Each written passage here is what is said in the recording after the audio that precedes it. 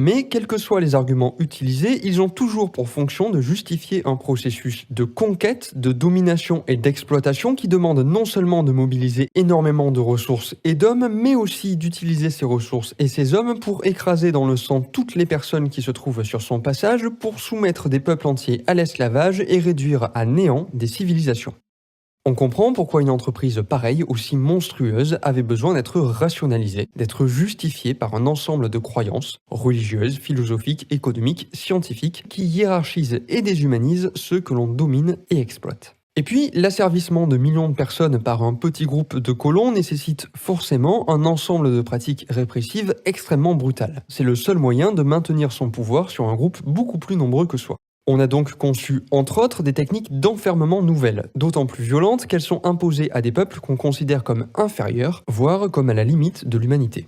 En 1862, les États-Unis construisent à Fort Sumner l'un des premiers camps de concentration de l'histoire chargés d'interner des autochtones. Quelques années plus tard, l'Espagne construit des camps de concentration à Cuba et y interne des centaines de milliers de colonisés.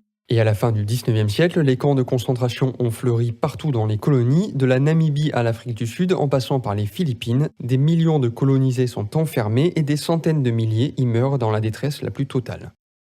Mais l'enfermement ne suffit pas. Maintenir son pouvoir et son exploitation nécessite une répression qui implante définitivement la peur dans le cœur des colonisés. Au Congo belge, les colons coupent et exposent publiquement les mains de celles et ceux qui refusent de se soumettre au travail forcé auquel les réduisent les entreprises européennes implantées dans le coin. Les villages des contestataires sont entièrement rasés, massacrés et en 20 petites années, de 1885 à 1908, 10 millions de Congolais sont ainsi exterminés.